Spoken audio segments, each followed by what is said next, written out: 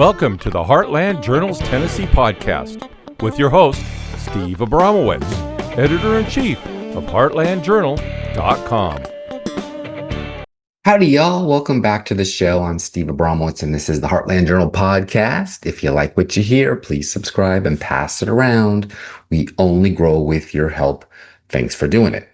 And if you're on Rumble, leave me a show note or a comment and tell me, do these glasses make me look like a total dork? There's all these memes going around with what's his name? Mark Cuban and Rosie O'Donnell, and they all look like these glasses, and everyone's just like, what's a liberal look like this? Why? And I'm like, well, because we have to look at Zoom all day and we go blind. But anyway, let me know. On this show, we're focusing on our nation today with always an interesting person making a positive change in our community, where I interview people who are making an impact and are lovers of truth. Today, we're talking with special guest Andrew Kilzer. Texas Filmworks is a full-service video production company built on storytelling, innovation, and collaboration. They bring bold ideas to life through cinematic brand films, high-end commercial campaigns, and compelling documentaries. With decades of experience, his team of creatives and technical experts combine problem-solving with artistry to craft visually stunning, results-driven content, managing every stage of production with precision and creativity, strategically based in the heart of the Texas Triangle. 261 brands like Nike and organizations like Texas A&M and George and Barbara Bush Foundation have trusted them to tell their stories with clarity and impact. They average over 300 projects a year, capturing 80 plus terabytes of footage across industries and formats. With over 6 decades of shared experience, Brandon Jones, Joe Dalton, and our guest today, Andrew Kilzer, bring depth, craft, and consistency to every project. Andrew Kilzer founded Texas Filmworks in 2016 after years in the Texas video and film production industry. Since then, he has directed multiple videos with tens of millions of views across platforms and even stepped into the unexpected role of directing children's television show Iggy and Mr. Kirk on the Brave Plus streaming platform, something he never imagined adding to the resume. He is passionate about telling great stories and building strong teams. Andrew is focused on pushing Texas Filmworks towards its full creative and professional potential. He lives in College Station with his wife, Jen, and their 3 hilarious, adventure-loving kids. Let's meet this guy. Hello, how are you today? I'm doing great. How are you? I'm doing great. Thanks for coming on here. Where are you doing the honor of coming to us from today, sir? I'm in beautiful Bryan, College Station, Texas. We're about an hour and a half north of Houston, about 3 hours south of Dallas. We're in what's called the Texas Triangle. So Houston, Dallas, Fort Worth, and Austin.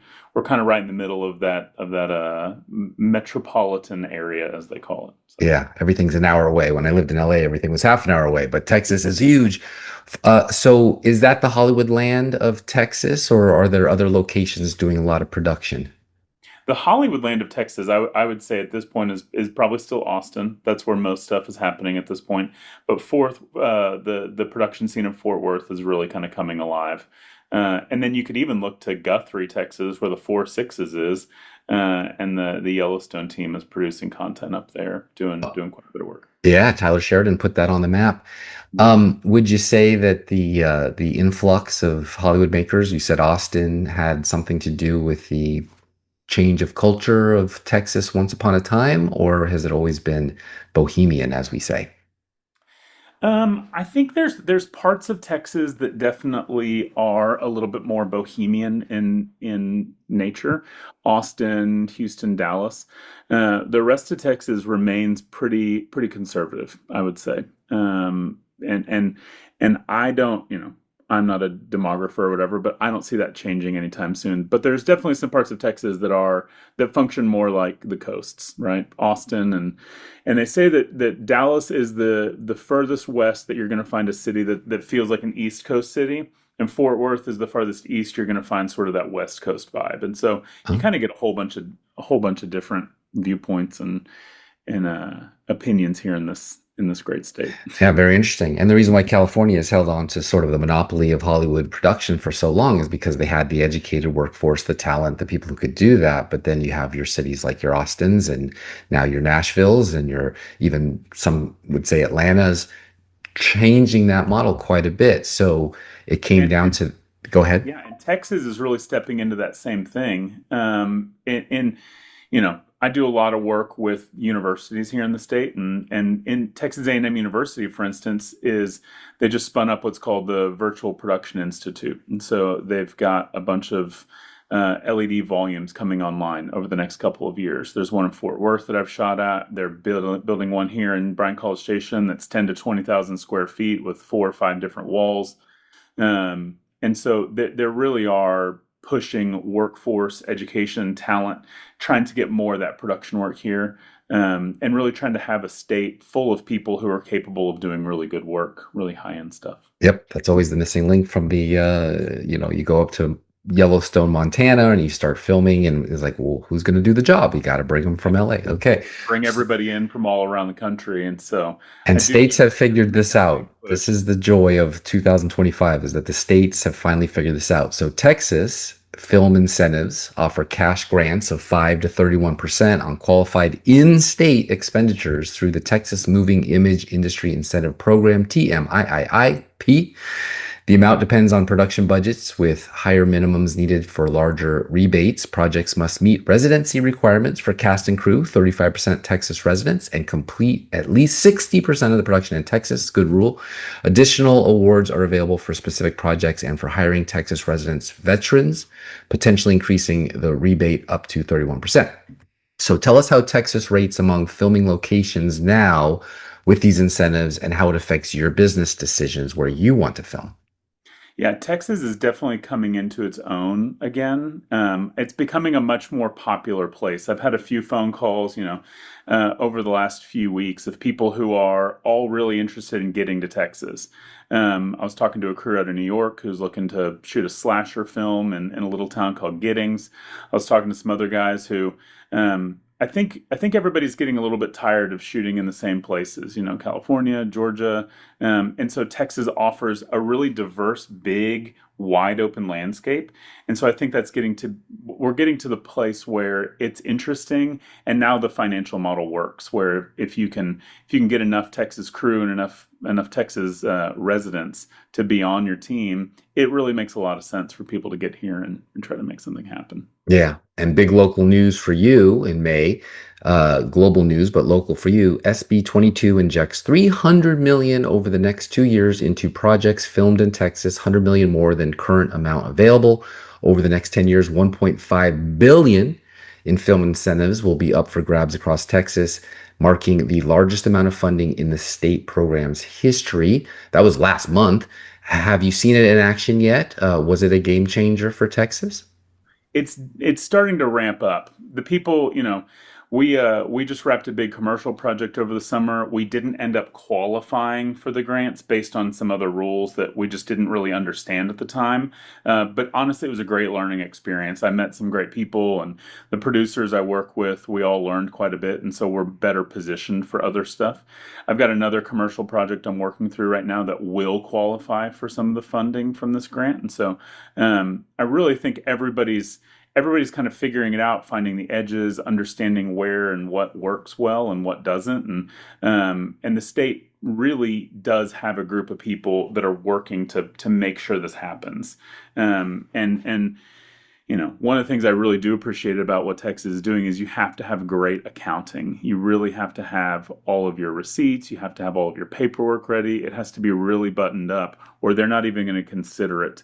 They're not even going to look at you for it. So it's not something they're just throwing money at. They're making sure you're actually doing what you're supposed to do. And so the hope is lots of production is coming here, and people are getting paid for work they actually did, not playing some game. Yeah, good stewards of taxpayer money. That's good to know.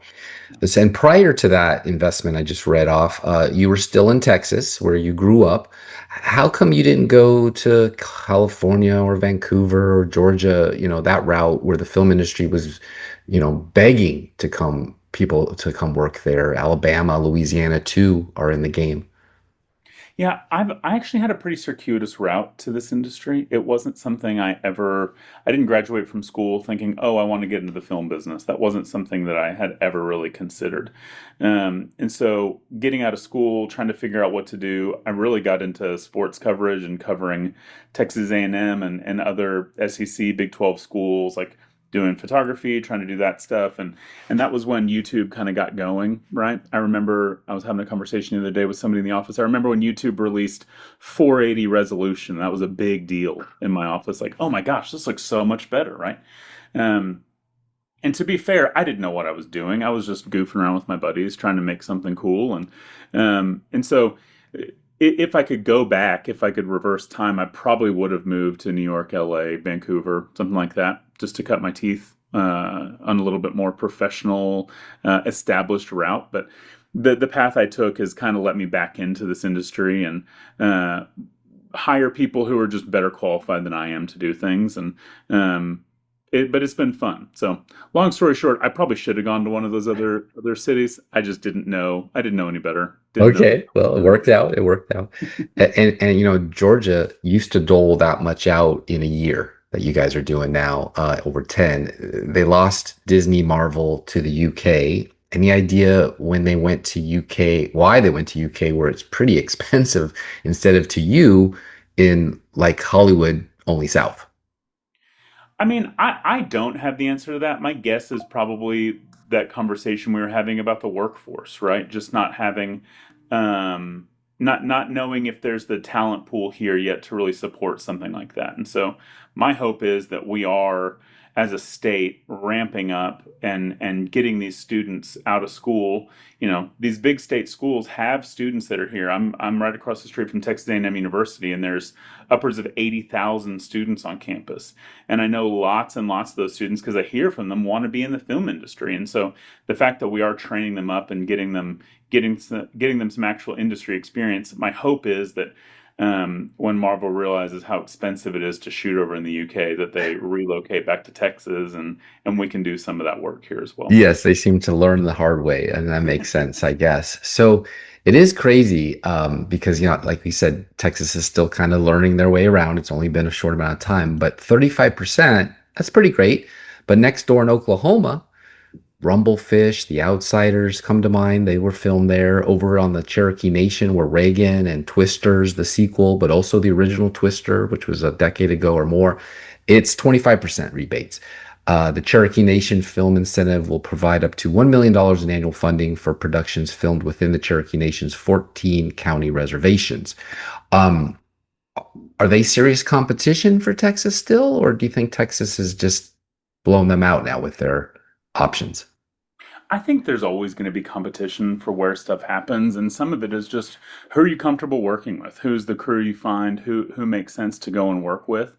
My experience has been that this is a money drives a lot of decisions, but if I'm working with a team that I like working with, in my, I'm a Texas guy, so I want to be in the state of Texas. It's where my family is. It's close, but my experience has been that if you can have a good team of people, if they're the right fit, then that carries as much weight for me as anything. And so for me, I I wouldn't mind doing something in Oklahoma. I wouldn't mind going somewhere like that. But I also know that in Texas we're really hungry and we want to do really good work. And so that's a big benefit for us here. That's I think driving a lot of people's decision to be here is the excitement and the And willingness Texas looks to a do lot like Oklahoma on screen. You wouldn't know the difference if you wanted it. to. And You of get to course, you be just North digitize Texas. the Pacific Ocean, and you can do the Reagan ending where he's riding on the ranch, and it's not there. It's Oklahoma, but it looks like LA. Yeah. So film project. This is so new, by the way. Film projects that begin after September 1st. This is September 23rd, when Senate Bill 22 goes into effect. Will have the opportunity to apply for a grant rebate of up to 31% of the production qualified in-state spending. You filmed Iggy here in Tennessee.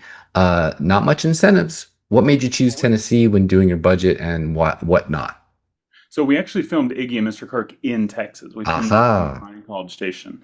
There and that was before all of the incentives were going, right? That was before it was quite as aggressive. And we really did that here because I have a studio space in town, and we were able to make it work on the budget that that team brought in to produce that show. And where our crew is here, based here, so it just made a lot more sense to host that in town here. Yeah, and a lot more sense than Burbank. Iggy and Mr. Kirk, distributed by Angel Worldwide, Brave Plus, and Great American Pure Flix for VOD.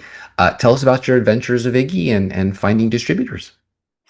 Yeah, so I haven't been on the distribution side for that. That's all the client side, but um, the team that came on with Brave Books has run down most of the distribution. But producing that show was honestly one of the most fun things I've gotten to do, directing that project. We were super aggressive, and honestly, if I could, I talk about rewinding time a lot, but if I could go back, I would push for a much longer production schedule. We shot probably 14 to 15 pages a day over a total of 6 weeks to produce 20 episodes of Iggy and Mr. Kirk. And we had some technical challenges that we had to get over in order to make that happen. For instance, we worked with a lot of puppets on that show. John Kennedy was our lead puppeteer, Ricky Boyd, and some others came in to work puppets for us. But one, they're world class at what they do. And two, we worked a remote monitor for them where they could see all the different camera angles we were shooting. It was a multicam shoot, and we also got them teleprompter on their monitors as well. So script for the puppet characters wasn't a concern. But then when you have a guy like Kirk Cameron and somebody with so much experience like Lee Allen Baker on the show, they memorized their lines so quickly that we could walk in without any rehearsal, run through the scene a couple of times, figure out our blocking, and then shoot it. But honestly, 20 episodes over about 6 weeks was maybe more than I want to do again. So Kirk Cameron and Lee hopefully they Allen come back again. Baker. She was America's Mom from Disney's Good Luck Charlie. How were they to work with? Her as producer and actress, Kirk as star. They were great. I mean, you always talk about learning from people that you're around, and Kirk and Lee Allen were nothing but professional the entire time they were with our crew. They were kind, they were welcoming, and they helped us to really, push and do as much as we possibly could. And then just the fact that they've done so much work and they are such respected names in this industry. Having those names on the project is I think the reason that the Brave Books team has found so much success getting on Angel and Pure Flix. And the first episode went over 1 million views on YouTube, which Awesome. isn't nothing. So And both of them left California. California looks a bit desperate to save their Hollywood, or more realistically, Burbank, and has enhanced its tax incentive programs with increased annual funding to $750 million through 2030, a base rate of 35% for qualified productions, and incentives for filming outside Los Angeles, other parts of California. This expansion aims to keep film and TV production in the state and make California more competitive against other production hubs by expanding eligibility to include more types of projects, which that really means a direct shot at Texas, like animated films and shows to stimulate the local economy and create jobs. Would that kind of bait be enough to get you to film there? it's not like I said. I'm willing to kind of go do whatever wherever. But for me, the biggest thing is I've got a young family. I've got, my wife and I live here. We've got 3 young kids. To go somewhere, I'd have to make sure I could actually get my family there. And there's just logistics for me in doing that. But I just love Texas. I want to be here. I want to do work in the state of Texas. My production company's name is Texas Filmworks, and my feeling is if we can own or do as much work as possible in the state of Texas, we're going to be covered up with work as much as possible, and that's really proven to be true. So, I don't blame you. I don't blame you. Did you always want to direct a show like Iggy? Like, were you a big Muppet Show never. fan and a big Sesame Street fan? I love the Muppets a lot. Me too. The Muppets have always been really interesting and really fun to me. But no, I never would have guessed I would direct a show like Iggy and Mr. Kirk. That wasn't on my bingo card, as they say. But the fact that I got to do it, just kind of it's a delayed dream come true, or a dream I didn't realize I had come true, because it was so much fun. It I was it see. was challenging, but one of the most rewarding projects I've ever gotten to work on. Awesome. One reviewer said, a new children's show that brings God back into the forefront of children's entertainment. It will be like a modern day Mr. Rogers' Neighborhood. That is a very good thing, in my opinion. How much input does your faith have in that series?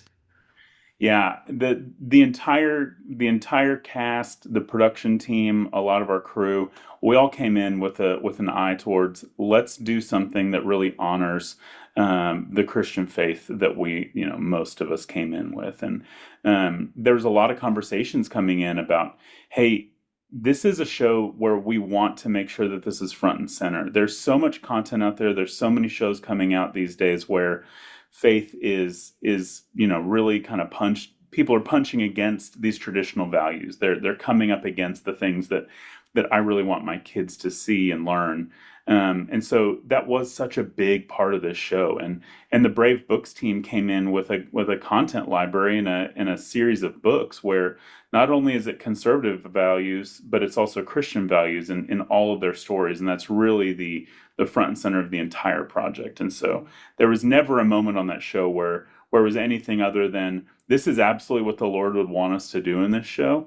And if there's anything that felt like it might go in a direction that we couldn't support or get behind, it always went back to, well, what would our Christian beliefs tell us to do? What would the Lord want us to do in this show? And I really think that's what we were able to work through on that. Was there prayer before every show action was? Yeah, I bet. Yeah. For those And for those watching, he's nodding his head yes. yeah, sorry. We walked in every morning and we had a team meeting, safety briefing, walked through what the episode was about. On that really intense schedule we were on, we wanted to make sure the whole crew knew what the episode was about and kind of what Iggy was dealing with in that day. But then every day, somebody on the cast or crew would open us up in prayer, and we would really just give it to the Lord and ask that He lead the entire project. And I'm blessed to go to the same church as Kirk Cameron and Leanne when they're in Tennessee. So I've seen them bring the heat when it comes to prayer. So those must have been some really good prayer sessions. Yeah, it was great. I mean, Kirk is a guy that has lived out his faith in a very public way for many, many years now, and so just getting to be a part of a project where somebody like Kirk Cameron has lived out what he says in really real and practical ways over decades now was really encouraging and really exciting. And to And take on that genre of kids faith-based children's programming when we're talking about either there's a documentary out about Nickelodeon and all the behind the scenes terrible stuff that children actors were going through. He was a child actor. He was actually a child actor where Leonardo DiCaprio was discovered. I mean, it was some rough stuff for him to grow up and for him to know straight out of the gate he's going into a soon to be cancel cultured environment, but still do this. That's amazing. yeah, the thing that I appreciated most about Kirk Cameron, he became a grandfather when he was on our show, which was super fun, getting to see him, like, his daughter had a baby and he became grandpa when he was on set, and that was really fun. But one of the things I loved the most about Kirk was the time he spent with the younger crew members that were around and encouraging them and talking to them and just being a resource for them, right? There's so many of these young people in the state of Texas that want to get into this industry, that want to do this kind of work, and having somebody like Kirk Cameron who, like you said, grew up in this industry in probably a really dark or not great time, but has continued in his faith and really walked the walk for so many years, encouraging these young people and helping them to kind of see there is a path to doing this work and to doing it in an honorable and a way that honors the Lord. Was really fun. And it's one of those things that has definitely influenced the way that I want to treat people whenever I'm on projects. Just Oh, seeing the that's awesome. example he and Lee Allen Baker set. Yeah, him, Leanne Baker, and Justine Bateman. I can see doing exactly this. They grew up on set. They saw their co-stars grow up on set. They know how bad it can be. Don't do it. Make it better. And look at this. You made this amazing project. So one of your reviewers, Brittany H, wrote, "Love this series, The Lessons. Love this series of lessons, values, and connections my son makes with this really helps understood those life lessons and show what is important in life and how we act." What would you say to her if you got to meet her? I'd say one, thanks for watching the show. It was a labor of love, and we really enjoyed putting it together. And two, there's so much good stuff that the show is able to work through and kind of get out into the world. And I think for me as a dad, it's a great conversation starter with my kids. We can watch an episode and we can see what Iggy's working through, sharing or being a good friend or understanding his identity as a son in his family.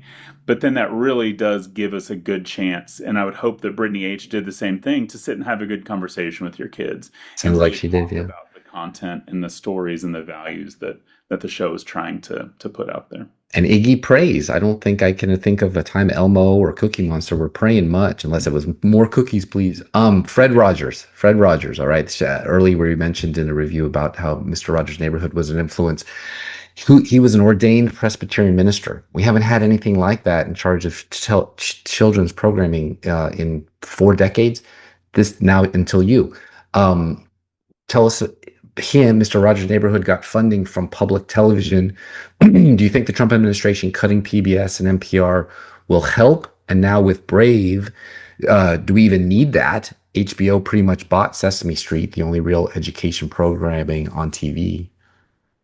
The legacy that Mr. Rogers left, that, kids, every kid in my generation, every adult remembers Mr. Rogers' Neighborhood, and it was a safe, understanding, and connective way for kids to watch content. Um, I am really impressed with groups like Brave Books stepping up to fill a gap and not being afraid of saying, these are the values we're about. This is what we're going to stand on, these Christian and conservative morals and values. This is what really matters. And I'm impressed by those guys in doing that. And if the Trump administration wants to put some money towards that kind of content, I'm sure there's lots of people like me out there who would love to step in and do that. But what I've been so impressed with is that production in this day and age has gotten to the point where you don't have to have a multi-million-dollar budget to put together a really great show. Anybody can go and do something that can play at a really high level. You look at YouTube, you look at what some people are able to do on TikTok and Instagram Reels and all that stuff, right? I still love the idea of really big production and running a really big project, but there's so many people out there that can produce great, great things that just personally, I would love to see people do it apart from what the government is saying or what the government is funding. I just Yeah, want and to on TikTok, you don't hear need passionate about. money from Pfizer or the MacArthur Foundation on NPR or any of these others to dictate. You just pay for yourself. People who view it, you get paid per click, so to speak. It can fund your project. If it's good, or if it's terrible, it's going away. Um, and that brings me to my next And you point. get to own your content, right? You're not beholden to somebody else. Right. You don't have somebody else over there saying you have to do it this way or you have to say these things or I need you to talk about this thing, right? It's a bigger it's more creative freedom and for people like me the chance to go out and do what you want to do is a really big deal. And so without those strings attached, I think it's a really big win. Yeah, the old joke was, "You'll never work in this town again, kid." It's like, okay, well, how about the rest of the world then? I don't need this town. And that brings me to this point. Mark Wahlberg, Sony, old school, and Howard Hughes CEO's new Vegas studio bill is prepped for go. A Hollywood 2.0 bill would open the door to $80 million a year in tax credits starting in 2028 and ending in 2043, with an additional 25 million set aside for independent productions. That's key. The studio would have to spend at least 400 million in Nevada. 50% of photography filming must take place in Nevada, and the film must be finished within 18 months to qualify for the tax credits. Currently, the tax credit is $10 million. Big jump. What do you make of that? CEO David O'Reilly, can he make that work? I think anytime people are willing to put some money out there, people are going to step in and try to figure it out. And I love that they have the 18-month time limit on there because I've been a part of projects that just drag on forever and ever. I think anybody in this business is. And so my feeling is if people are willing to put some money out there and support young people making great content and people that might just need a leg up that aren't tied to a big studio or don't have a big pot of private cash or family office money. I think people are going to go in there and figure it out, and hopefully we just see really great really great art and really great stories told. That's always my biggest goal. I like the hook with the independence only. You have to be independent. You just cannot be, MGM coming in there and saying, okay, give us a million, which crowds out somebody who needs the million. That's their Sure, and craft that's I services think for the week. that's I think a big part of what Texas is doing, right? There were certain groups coming in before this latest round of grant funding, and they were kind of sucking all the air out of the room.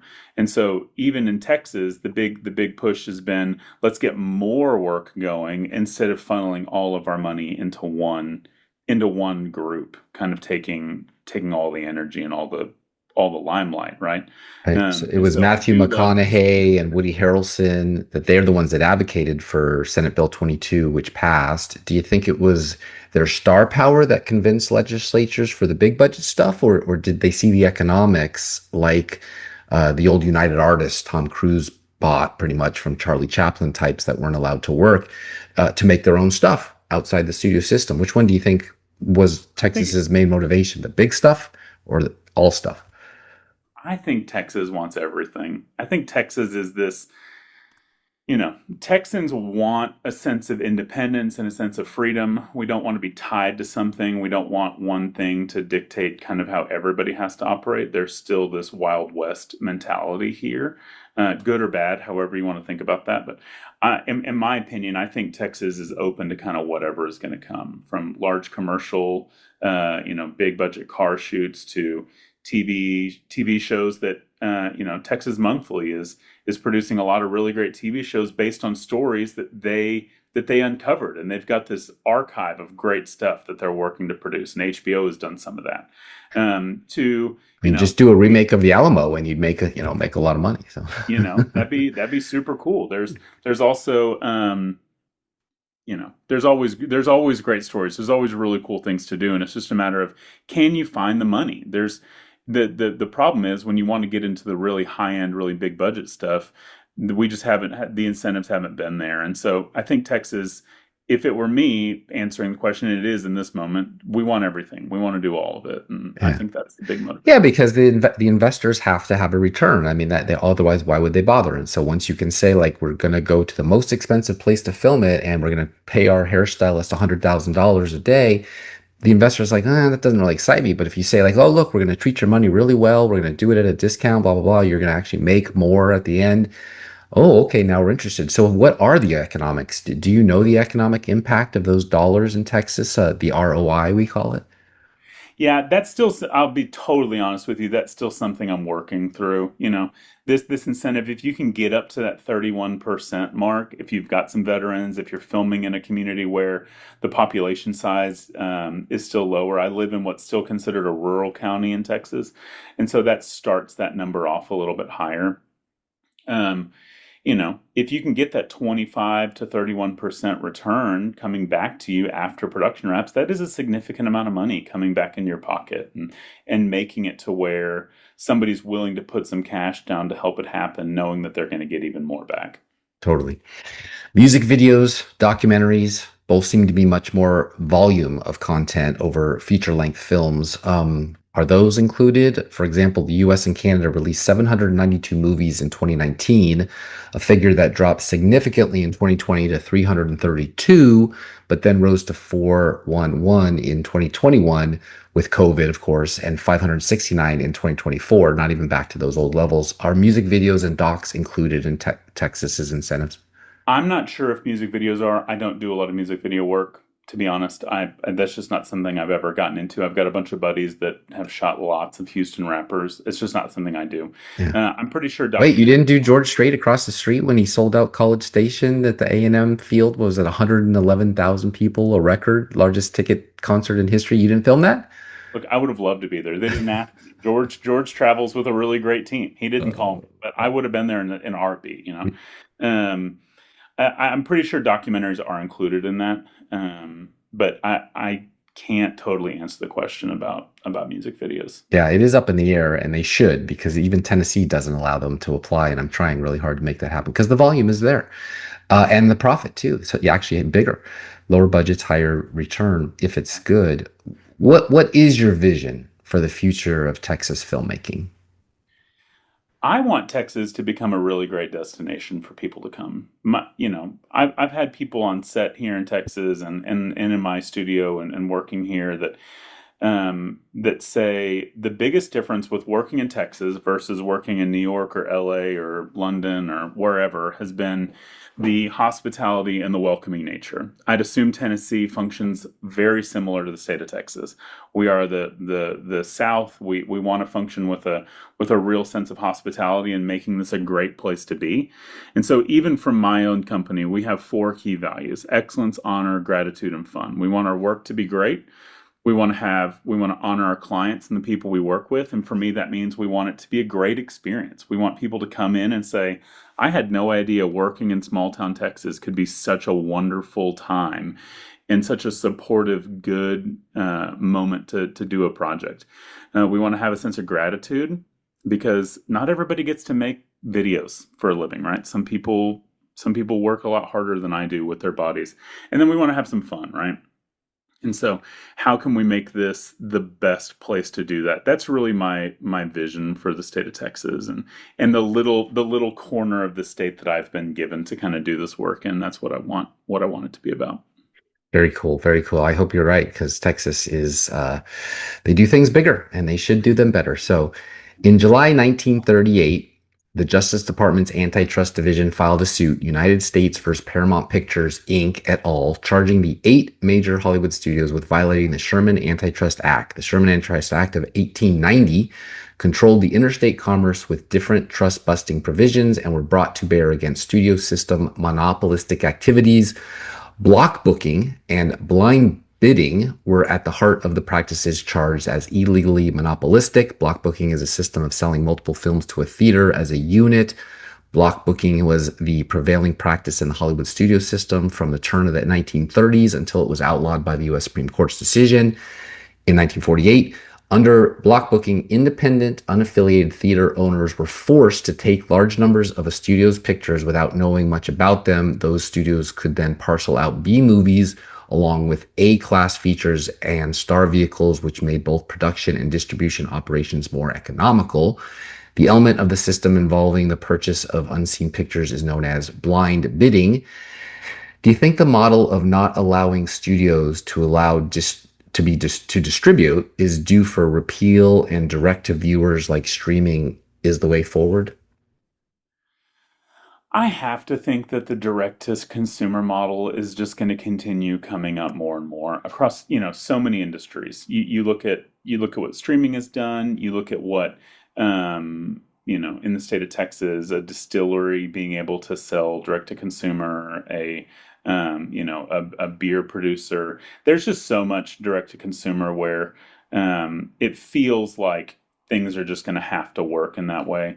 I guess the question I've got is, Netflix just opened up or is opening up the Netflix house in Dallas. I'm not sure how that's going to get around some of those rules, right? Right? Where, hey, come to the Netflix house, come to this beautiful theater we've built and watch our Netflix content. That feels like it's kind of in contrast to what those rules are saying. And so I'll be interested to see how that kind of works out. And if it works for them, then AMC can obviously start pumping out Skydance stuff or whatever, and they'll be basically right back to that monopolistic behavior where it's come see our stuff, not see everybody's stuff. And so, okay. But on TikTok, if you go to my Rumble channel, you'll see my stuff. It's my content. Not only am I producing it, but you might even see an ad and you might actually buy something and you might actually pay me to watch my content. Unbelievable, right? Crazy. So we'll see. Maybe it was good at the time, but a little bit like unions and, when they were created to protect children from going in the coal mines, maybe they've lost their way a bit. Maybe the Sherman Antitrust Act is due for a look if we're going to continue to do this, because social media is the death of the studio system. It's too expensive. Every time I have a filmmaker on here, I always want to remind them when George Lucas was walking on the set of Scorsese's Gangs of New York and he saw the multi-million-dollar boats actually built in the harbor to look authentic, Lucas was just scratching his head going, why? Why? You could have just done this, digital for a third of the cost, a tenth of the cost. But they don't do that anymore. He was right. Yeah. Scorsese was wrong. Do you think we'll start going back to theaters again? Or is streaming and home on our 4K big screens or our little screens, iPhones, for that matter, the new normal? I love going to the movie theater. There's just something really nostalgic and fun to me about this experience and going in and doing a thing. It has felt different since COVID to me, right? It's been a different experience, and some of that is probably due to the fact that I'm a dad with young kids, and so getting out of the house, there needs to be a bigger draw to get there, right?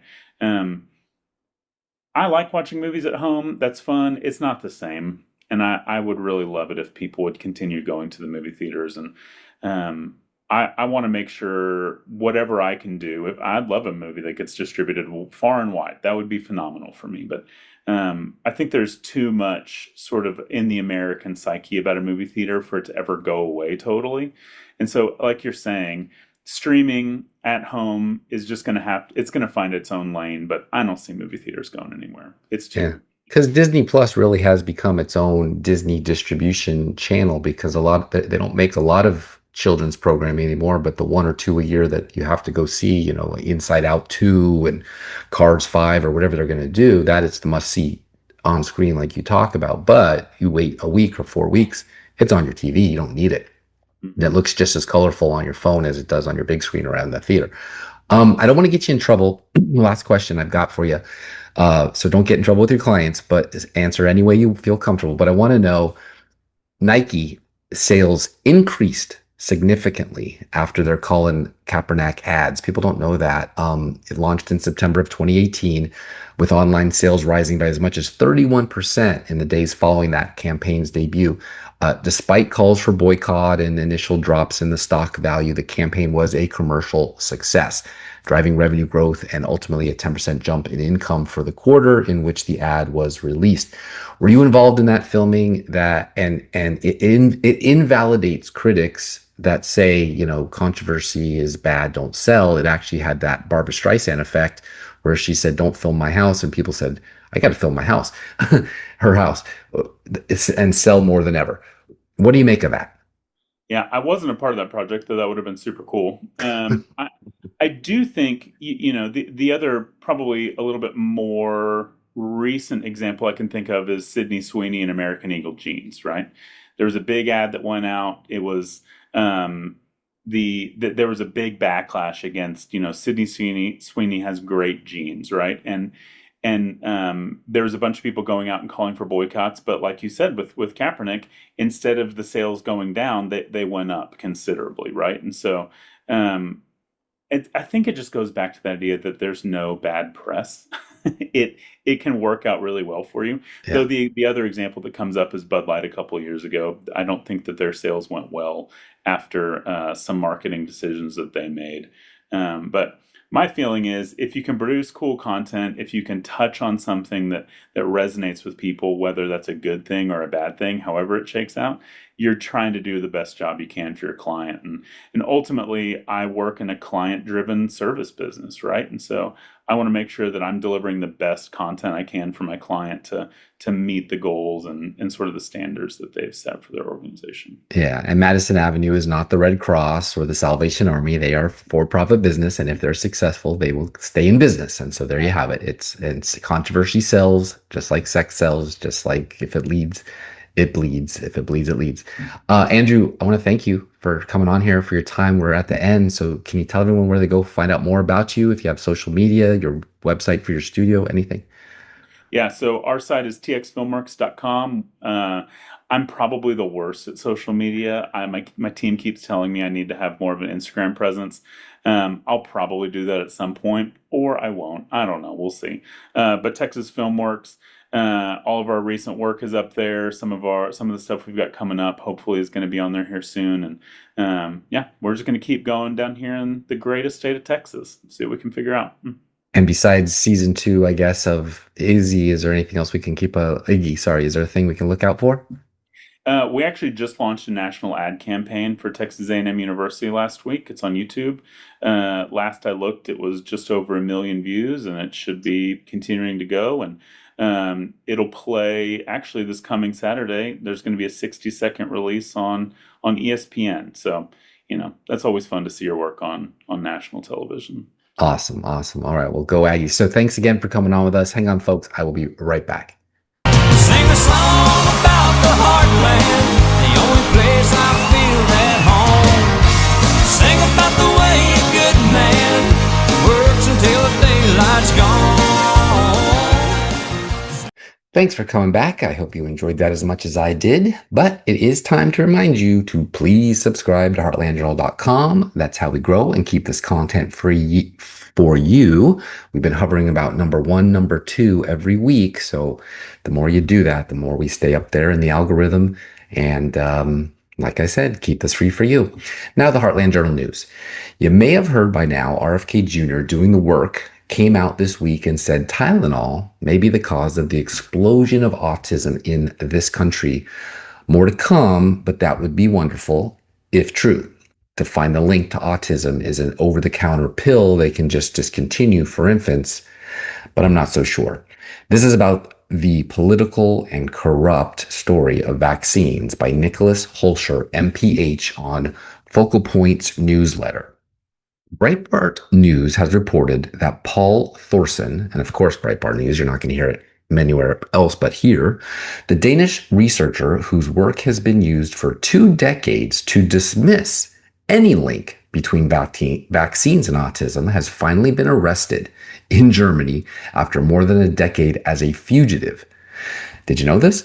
Thorsen, 64, was indicted by a federal grand jury in Atlanta in 2011 on 22 counts of wire fraud and money laundering. Prosecutors allege that from 2004 to 2010, he stole more than $1 million in CDC research funds, yours and my money intended to study autism, infant disabilities, genetic disorders, and fetal alcohol syndrome. According to The Independent, Thorsen funneled funds into his own accounts using fraudulent invoices on CDC letterhead. He has been on the HHS Most Wanted list for over a decade. Did you know there was an HHS Most Wanted list? Acting on an Interpol red notice, German authorities finally took him into custody in June. Hard to believe they couldn't find him after all that time. The Department of Justice is now working with Germany to extradite him for trial in the United States. Thorsen wasn't just any researcher. He co-authored the infamous 2002 Danish study published in NEJM that became the CDC's so-called gold standard for dismissing any link between vaccines and autism. That paper was cited by the National Academy of Medicine, weaponized to shut down more than 5,000 federal vaccine injury claims, and is still rolled out by officials today. But the study itself was riddled with fatal flaws and fraud. Science, public health policy, and the law. What's wrong with the Danish study? The 2002 New England Journal of Medicine article by Madsen et al., often cited as pivotal in debunking the link between MMR vaccines and autism, contains numerous red flags that point to serious flaws and potentially elements of scientific misconduct or fraud. A thorough forensic analysis reveals multiple issues involving inappropriate handling of co-founders' diagnostic biases represented in cited rates and modeling weaknesses. Here's a critique of the study, line by line and layer by layer. Don't worry, it's only 7 lines. Final verdict: a horrendously conducted study. Flaw type: underreporting of autism rates? Yes. Outdated registry use. Over adjustment of co-founders? Yes. Collinearity, sparse data. Immortal time bias? Yes. Diagnosis delay by exposure group? P-hacking? Yes. Multiple interval testing. Misclassified exposures? Yes. Retrospective reassignment. Conflict of interest? Yes. CDC co-authorship? Undisclosed ties. Regressive subtype omission? Yes. Does not address subgroup hypothesis. Outdated autism rates that undercounted true prevalence, artificially muting signals. Diagnostic delay bias, since most unvaccinated children were too young to receive an autism diagnosis, suppressing their case accounts. Over-adjusted statistical models that diluted any association into noise. Immortal time bias and reclassification tricks that miscounted exposures and broke the basic rules of causality. You hear that? CDC co-authorship and funding conflicts that were never properly disclosed. That's what makes Thorson's arrest so significant. The fact that a man now facing trial for embezzlement and fraud was central to one of the most influential vaccine safety studies ever conducted raises profound questions. The very foundation of the no autism link, quote unquote, narrative rests on research tainted by both criminal activity and scientific fraud. Nicholas Holster, MPH, epidemiologist and foundation administrator, McCullough Foundation. I had to look it up, but MPH means he earned a Doctor of Medicine and Master of Public Health, MD-MPH, degree that says it prepares physicians to treat patients and enact change within their community. This dual degree program requires students to complete the coursework for both an MD and MPH degree simultaneously. Can't be a dummy like Dr. TV, aka Dr. Fauci. Let's put it this way. I know folks who gave Tylenol to their babies. They don't have autism. Want to guess what they don't get? Exactly. Pure bloods. That's it for this episode. Thank you, Andrew Kilzer, for making films and TV people want to see, and Texas is smart enough to get behind. The two things it takes to get a project off the ground are, of course, money and distribution. If the gatekeepers of the distribution, Warner Brothers, Amazon, Oracle now, going forward with Paramount, don't let it be seen, it's not going to be seen. Just imagine if Yellowstone wasn't picked up by Paramount and they didn't want it to be seen, you would have never seen it. Let's keep an eye on Texas Filmworks to break through. Our American culture actually depends on it. This is goodbye for now. I'm your host, Steve Abramowitz, editor-in-chief of HeartlandJournal.com. More like this next time. See you next time. Peace in our time, and definitely glory to God. Hey, brave explorers. I'm Mr. Kirk. Welcome to my treehouse. Iggy, the nice, likable green iguana. I'm gonna tell the truth, even when it's hard. I love to hear that. Hi. Going on one more adventure, Iggy and Mr. Kirk. Thank you, God, for caring for us and for protecting us. Amen. Iggy and Mr. Kirk. Fred Rogers, an ordained Presbyterian minister, gave us a glimpse into what a Matthew 25 world could look like in his TV show, Mr. Rogers' Neighborhood. Since March 20th was his birthday and a PCUSA Special Emphasis Day, we thought we'd join in on the fun and celebrate Mr. Rogers in our next episode of Being Matthew 25. Make the most of the beautiful day and tune in to a special episode of Being Matthew 25 on March 17th at 1 p.m. Eastern Time on our Facebook page or our YouTube channel. We in public television are proud of Fred Rogers, and I'm proud to present Mr. Rogers to you now. Fred. All right, Rogers, you got the floor.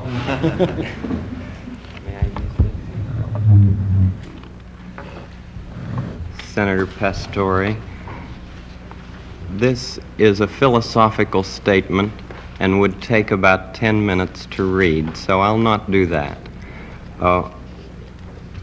One of the first things that a child learns in a healthy family is trust, and I trust what you have said that you will read this. It's very important to me. I care deeply about children. My first children... Will it make you happy if you read it? I'd just like to talk about it, if it's all right. Sir. Okay. My first children's program was on WQED 15 years ago, and its budget was $30. Now, with the help of the Sears Roebuck Foundation and National Educational Television, as well as all of the affiliated stations, each station pays to show our program. It's a unique kind of funding in educational television. With this help, now our program has a budget of $6,000. It may sound like quite a difference, but $6,000 pays for less than 2 minutes of cartoons, 2 minutes of animated, what I sometimes say, bombardment. I'm very much concerned, as I know you are, about what's being delivered to our children in this country, And I've worked in the field of child development for 6 years now, trying to understand the inner needs of children. We deal with such things as the inner drama of childhood. We don't have to bop somebody over the head to make drama on the screen. We deal with such things as getting a haircut, or the feelings about brothers and sisters, and the kind of anger that arises in simple family situations.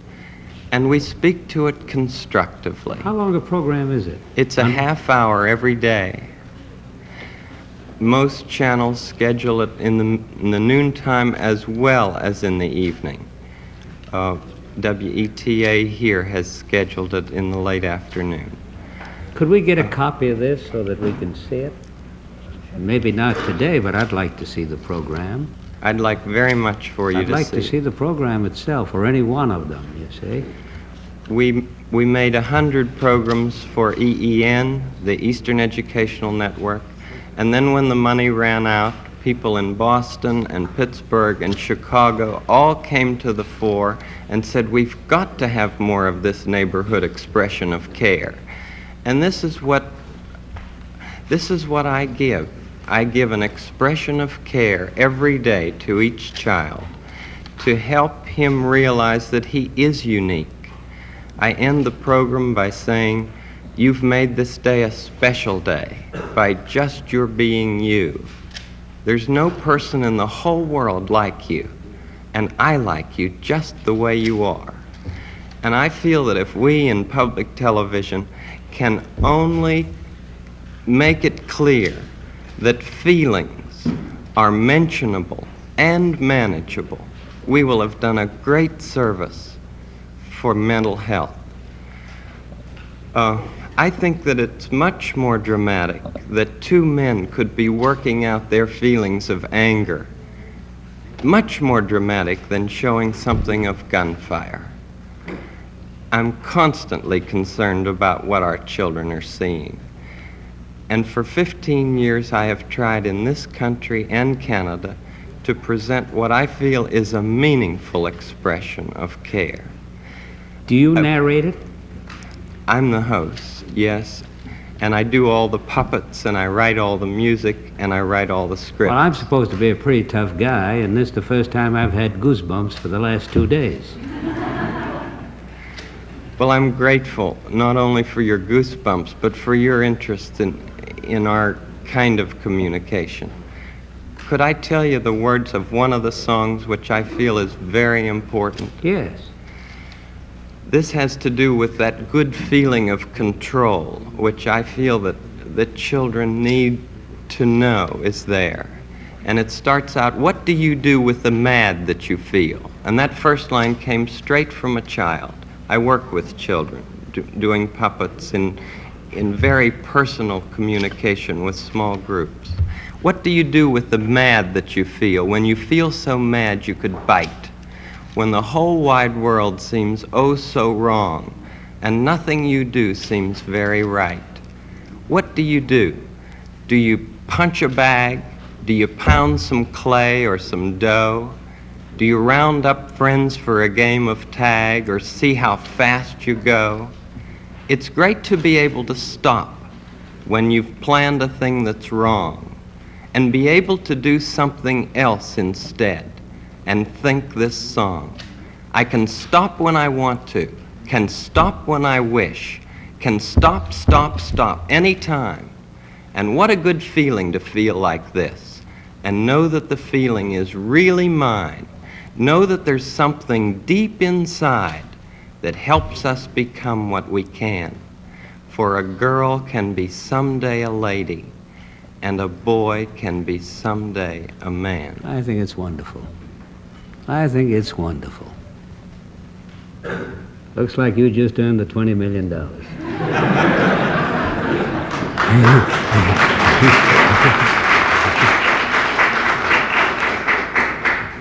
Yeah, I've been dreaming of the wild, wild plains, walking where the pine trees dance. Heartland Journal Podcast is the media property of heartlandjournal.com, where you can find news stories, commentary, and content serving the heartland of America.